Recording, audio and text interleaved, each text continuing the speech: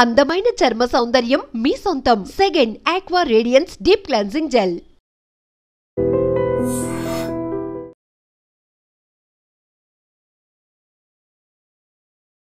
భారత్ పై మేడం ఎన్ అస్త్రాన్ని ప్రయోగించింది పాకిస్తాన్.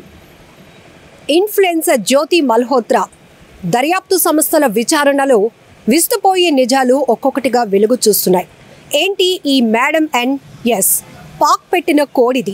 ఆమె అసలు పేరు నౌషాబాద్ షెహజాద్ మసూద్. ఈమె ఒక ఎంటర్‌ప్రెన్యూర్. ఈమెనే పాకిస్తాన్ ఐఎస్ఐ ఒక అస్త్రంగా వాడుకుంటోంది.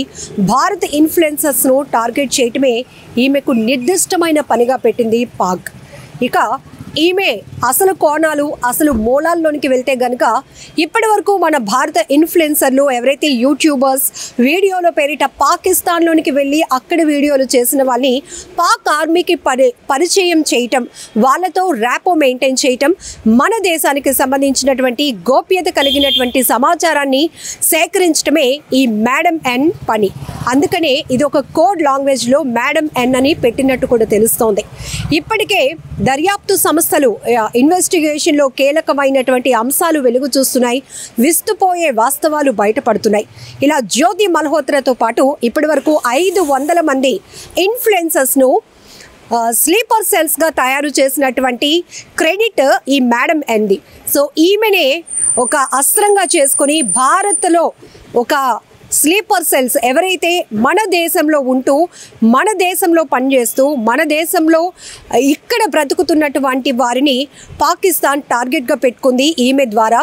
సో ఈమె పాకిస్తాన్ ఆర్మీ నుంచి కొంత అమౌంట్ పంపించడమే కాదు, ఇక్కడున్నటువంటి సమాచారాన్ని మన ఇండియన్ ఇన్ఫ్లుయెన్సర్స్ ద్వారా కూడా తెలుసుకునే ప్రయత్నం చేసింది. అంతేకాదు ఇక్కడ మన వాళ్ళు ఇన్ఫ్లుయెన్సర్స్ ఎవరైనా పాకిస్తాన్కి వెళ్తే కూడా వాళ్ళకి పూర్తి హెల్ప్ కూడా చేస్తూ ఉంటుంది ఈ షెహజాద్ మసూద్. సో ఈమె గురించి తెలిసినప్పుడు కూడా షాక్ అయింది ఎన్ఐఏ. సో దర్యాప్తు సంస్థల విషయంలోకి వస్తే విచారణలో చాలా విషయాలైతే బయటపడతా ఉన్నాయి. సో ఇక్కడ ఈమె టార్గెట్ జ్యోతి మల్హోత్రా లాంటి వాళ్ళు కూడా ఎవరైతే డానిష్ అనే ఒక వ్యక్తితో కీలకమైనటువంటి వ్యక్తి, అతను పాక్కి సంబంధించి, అలాంటి డానిష్ లాంటి వ్యక్తులు కీలకమైన వ్యక్తులతో కూడా సత్సంబంధాలు ఏర్పరచుకునే స్థాయికి ఈ యూట్యూబర్లు ఇన్ఫ్లుయెన్సర్స్ వెళ్ళారంటే ఖచ్చితంగా వీళ్ళకి ఎవరో ఒకరు హెల్ప్ చేస్తూ ఉంటారు. వాళ్ళల్లో ఈ షెహజాద్ కూడా ఒక కీలకమైనటువంటి మహిళ. సో ఈమెకి పాకిస్తాన్ ఒక కోడ్ కూడా పెట్టింది మేడం ఎన్ అని చెప్పి. సో ఇక్కడి నుంచి వెళ్ళిన వాళ్ళందరికీ కూడా పాక్ ఆర్మీకి పరిచయం చేయటం, వాళ్ళతో ర్యాపో మెయింటైన్ చేయటం, ఎప్పటికప్పుడు కాంటాక్ట్లో ఉండి ఇక్కడ విషయాలు అడిగి తెలుసుకోవడం లాంటివి జరిగాయి. మన ఇండియన్ ఆర్మీకి సంబంధించినటువంటి కీలక అంశాలు కావచ్చు. వీళ్ళు ఇన్ఫ్లుయెన్సర్స్ వీడియోల పేరుతో ఎంతోమందిని లక్షల్లో మాకు సబ్స్క్రైబర్స్ ఉన్నారా అని చెప్పి ఒక స్టేజ్కి వెళ్ళిన తర్వాత ఏకంగా ఆర్మీ లాంటి సున్నితమైనటువంటి ప్రదేశాలు, సున్నితమైనటువంటి గోప్యంగా ఉంచాల్సినటువంటి కొన్ని అంశాలను కూడా వీళ్ళు బహిర్గతం చేయటం, ఇలాంటి వాళ్ళని వీరు టార్గెట్గా చేస్తూ ఇక్కడ వాళ్ళని మన ఇంటి దొంగలుగా మార్చేసింది కేవలం డబ్బు ఆశ అని చెప్పొచ్చు.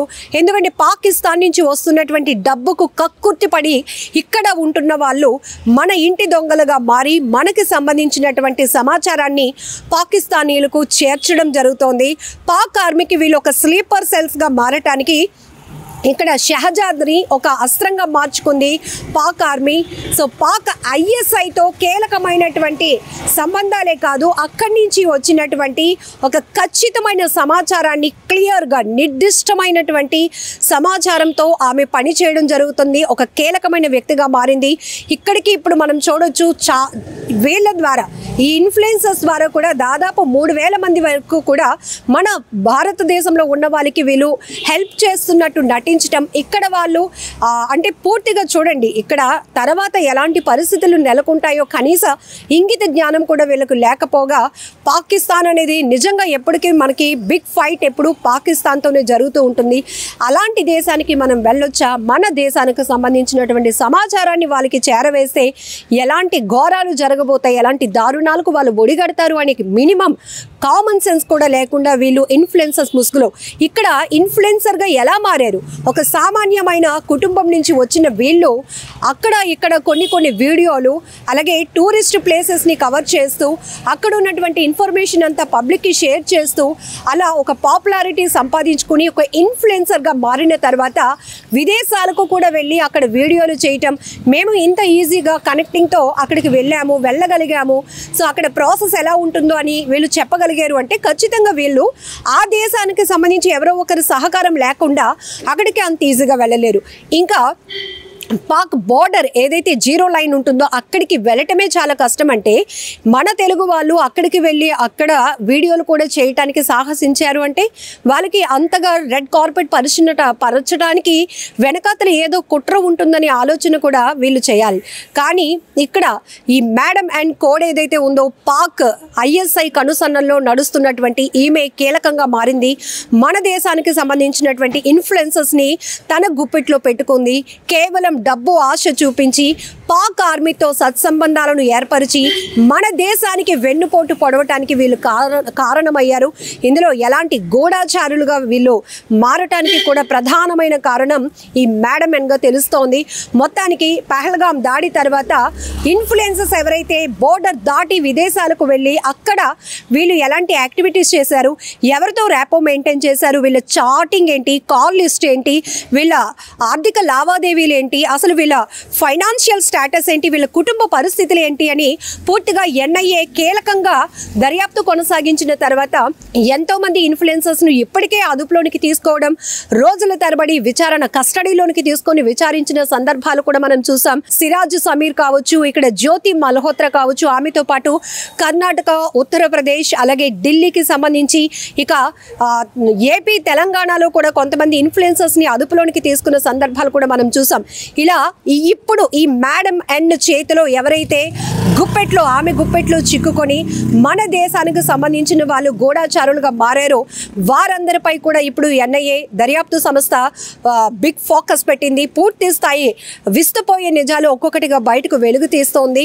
సో ఈ నేపథ్యంలోనే ఇంకా ఎంతమంది ఉన్నారు, అసలు వీరందరూ ఏ విధంగా పాక్ బార్డర్ దాటి అక్కడికి వెళ్ళి వీడియోలు చేయగలిగారు, వీళ్ళకి అక్కడ ఉన్నటువంటి ఉగ్రవాద సంస్థలతో కావచ్చు, పాక్ ఆర్మీతో ఎలాంటి సంబంధాలు ఏర్పడ్డాయి, దీనికి ఇంకెవరైనా కీలకమైన వ్యక్తులు పాకిస్తాన్ ఏజెంట్స్ ఇక్కడ కీలకంగా వ్యవహరించారు అనే దానిపై కూడా పూర్తి దర్యాప్తు ఇంకా కొనసాగుతోంది. ఏమైనా సోషల్ మీడియా వేదికగా ఇలాంటి ఇన్ఫ్లుయెన్సర్స్ పై ఇప్పుడు పెద్ద ఎత్తున విమర్శలు వ్యక్తమవుతున్నాయి.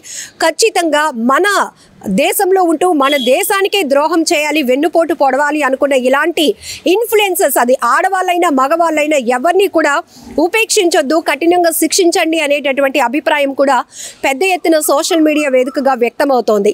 ఇప్పుడు ఈ మేడం అండ్ అయితే మరొక వైపు మరికొన్ని కూడా జరుగుతున్నాయి. ఇంత జరుగుతున్నా మన దేశానికి సంబంధించినటువంటి ఇన్ఫ్లుయెన్సర్స్తో పాక్ ఆర్మీ ఇంత నెట్వర్క్ నడిపిస్తున్నా కూడా ఇప్పటి వరకు దర్యాప్తు సంస్థలు వీటిని గుర్తించకపోవడం చాలా హాస్యాస్పదంగా ఉంది అనేటటువంటి అభిప్రాయాలు కూడా వ్యక్తమవుతున్నాయి.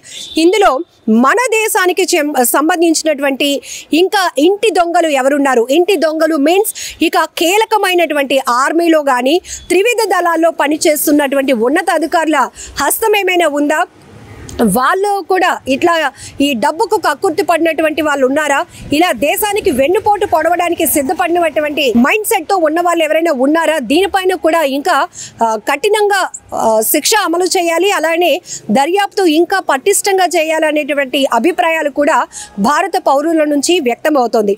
ఏదేమైనా చూడాలి మరి ఇన్ఫ్లుయెన్సర్స్ ముసుగులో వీళ్ళు చేసిన దేశ ద్రోహానికి సంబంధించి ఎలాంటి శిక్షలు అమలు చేయాలి.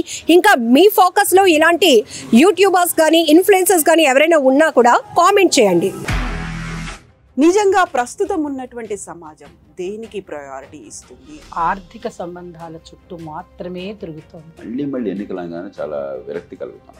మంచి అనిపిస్తుంది కదా, లేడీస్ కూడా ఛాలెంజింగ్ జాబ్స్ చేసినప్పుడు చాలా బాగుంటది. ట్రాఫిక్ అసిస్టెంట్స్ గా నియమించిన ట్రాన్స్జెండర్స్ అందరితో సాల్యూట్ చేయించుకుంటున్నారు. ఫుడ్ డెలివరీ ఇవ్వటానికి వెళ్ళినటువంటి డెలివరీ బాయ్ అనిల్ పై కళ్ళ ముందు